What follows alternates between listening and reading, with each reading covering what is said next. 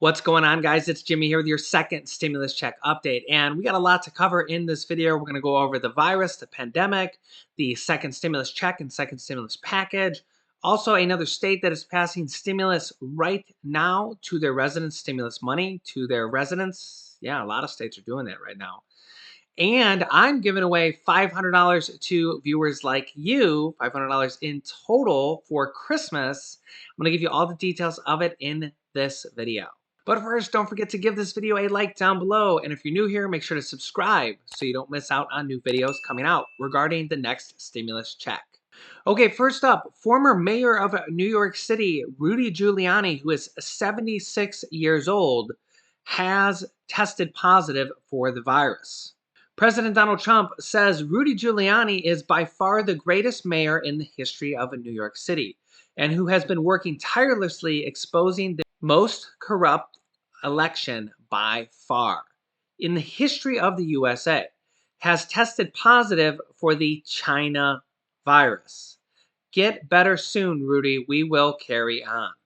Rudy Giuliani is one of President Donald Trump's lawyers that has been helping him through this legal process of challenging the election in all these different states and ballots, where there has been a lot of controversy. Again, he's 76 years old and has now tested positive for the virus. White House Health Advisor Deborah Birx says that the winter surge of this virus will be the worst event that this country will ever face.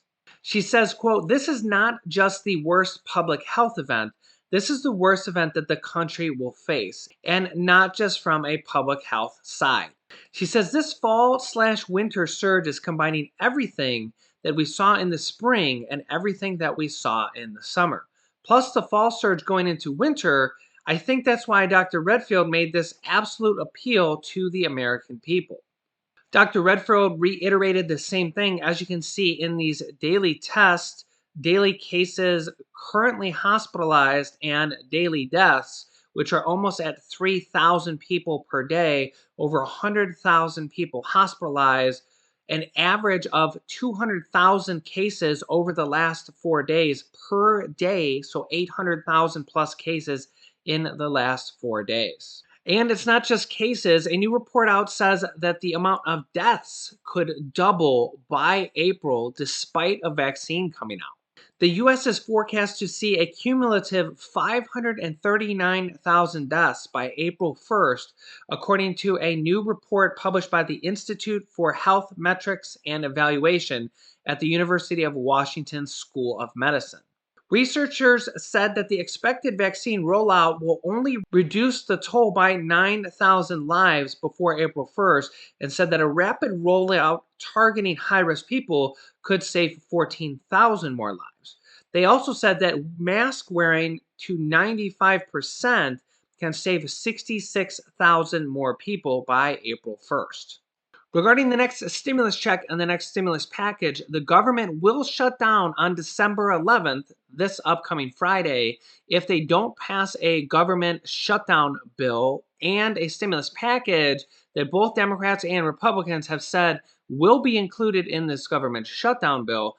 There has been some talk about them potentially extending the government shutdown through a CR, a continuing resolution, but only for 1 week. So the question is, can they get the bill done this week before the government shutdown? Will they extend it for a week? And what will be included in this stimulus package that I personally think will pass, but what will be in it? Senator Joe Manchin from West Virginia says, quote, "We don't have a choice but to pass the $908 billion stimulus package." And that, quote, "a deal must come together and that lawmakers don't have a choice but to pass the legislation quickly." Now, the Republicans are pretty much okay with the $900 billion plan. Mitch McConnell pretty much has his negotiating leverage, in my opinion, said that he really only wants to spend $500 to $600 billion, but he'd probably be okay with the $900 billion. The Democrats, Nancy Pelosi and Chuck Schumer, say they want to improve the bill by adding a few things. What we expect are potentially stimulus checks of at least $1,200 and checks for all dependents, a possibly higher unemployment extension, The $900 billion bill has a $300 per week extension that goes all the way till March and is only retroactive a little bit back to December 1st. That could be negotiated on in two different ways. The retroactive part could be negotiated on to go back farther. The weekly amount could be negotiated higher, say $400 or $500 per week. Remember, Democrats currently want $600 per week. I don't think they're going to get the full $600 this time, but they might negotiate it up past $300 per week, which is $1,200 per month, to maybe $400 or $500 per week. In addition to that, Nancy Pelosi might negotiate more money for states and cities than the current bill of the $900 billion.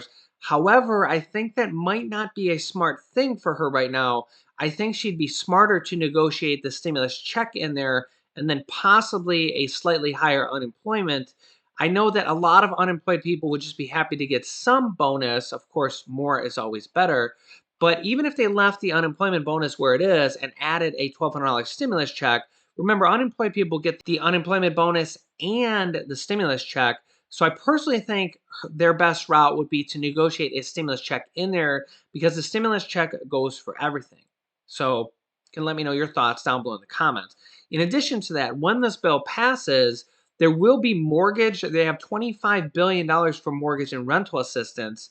They have money for $4 billion for student loan debt, and they have billions of dollars for food in there.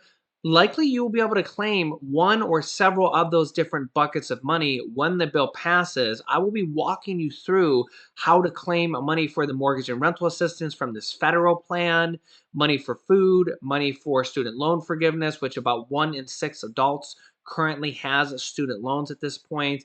There's all sorts of different provisions that are going to be in this bill once they actually write all the details out, pass it, and then start to give it out. I will be going through that night and day to figure out all the details and bring you guys the information on how to claim this money. A lot of people from the left and some people from the right, the Republicans, are pushing to add in stimulus checks into this bill. Negotiations. But Senator Bernie Sanders, a key vote in the Senate, is vocally opposing this proposal, saying it doesn't go far enough for struggling Americans. Joining me now is the independent senator from Vermont, Bernie Sanders. Senator, good to see you again. I am worried about this because I'm going around the country every week talking to small businesses and workers, and they're very, while I'm very excited that we'll have a vaccine out soon, these folks don't have 6 months of money to keep their businesses afloat or to stay in their apartments or to not be kicked out of their homes. They're finding themselves in food lines and food insecure. We need direct payments. Absolutely, we need direct payments. Let us be clear. What we have right now are people suffering in a way economically that we have not seen since the Great Depression. Hunger is at an all-time high in recent years. You have tens of thousands of people facing eviction. You got over 90 million people who are uninsured or underinsured.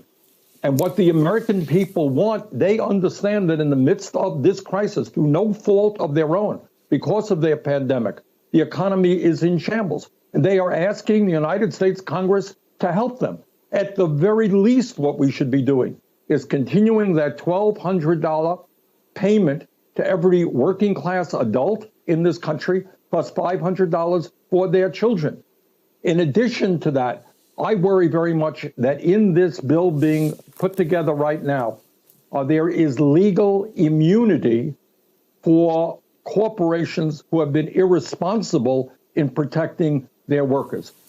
So the fact that we are not addressing the economic crisis of tens of millions of people in this bill, and they were giving large corporations carte blanche to ignore the safety needs of their workers, tells me that this is not a bill that should be passed.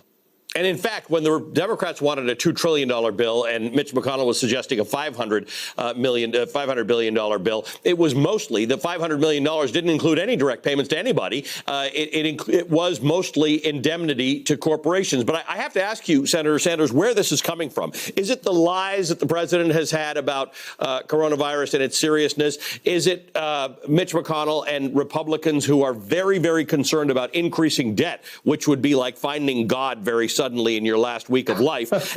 Or is it this K-shaped recovery in which we've got a Dow at 30,000, we've got stock holders doing very well, we've got people like me who can work from home and unaffected if it takes another 6 months to get a vaccine, I'll do just fine. And there's a whole group of people in this country who are in food lines and not able to work from home and getting sicker and potentially exposed to death.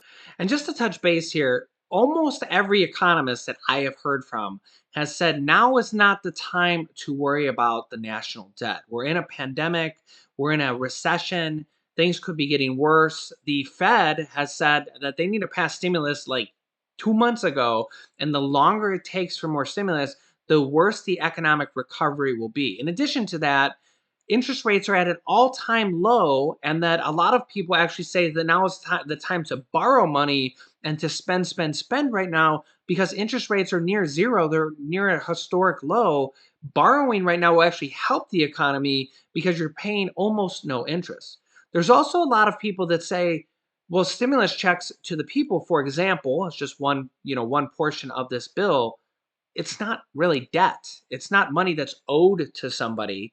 It's not money that needs to be paid back. It's not money that has interest. It's basically just money that's given back to the people. People who've paid tax money are just getting some of it back. And then they go out and they spend it, and it helps our economy. They go out and spend it on their rent, their car payment, their food, their cell phone bill, buying Christmas gifts for their children. And all that stuff goes back into the economy, which helps small businesses and large businesses and helps the large businesses pay the paychecks of the people that work there, tens and hundreds of thousands of people. It all goes around. When there's more money pushed into the economy at this point, it helps everybody. It helps the little people and the large businesses that employ hundreds of thousands of people. Almost every economist across the board says now is not the time to worry about the debt. It's not really a Republican or a Democrat thing. Ask an economist who studies the economy with what is going on right now with the pandemic, and they almost all say, don't worry about the national debt now. You can worry about that next year, 6 to 9 months from now when we've actually come out of this. Then we can, put a lid on spending. But you don't want to put a lid. That would be like putting a lid on spending during the Great Depression. Oh no, sorry, we can't help the people out now. We can't help out businesses now because we don't want to, we want to be fiscally responsible. And then people will be like, but hey, we're in the Great Depression. Like, well, like what, like, do you see what's going on right now? I mean, we still have about 1 million people losing their jobs every single week, which is way, way higher than normal if you add in all the different unemployment numbers and the pandemic unemployment numbers, people that are losing their jobs, that are self-employed, gig workers, and, they drive for Uber and stuff like that. 1 million people per week are still losing their jobs. We're seeing 200,000 plus cases per day, record amount of people falling to this virus every single day. Things are getting worse. And the vaccine is not going to be out for most people for months and months and months. So now it's not the time to be, quote, fiscally responsible. I mean, come on, we've spent trillions and trillions and trillions and trillions of dollars this year, last year, the year before. We need to get through the pandemic and get through the economic. And this is coming from a small business owner, okay? I've employed hundreds of people before through my various different businesses. My limo and bus company that I started with just one limo with a loan, I had hundreds of people that worked for me, okay? So this is coming from a business owner's point of view.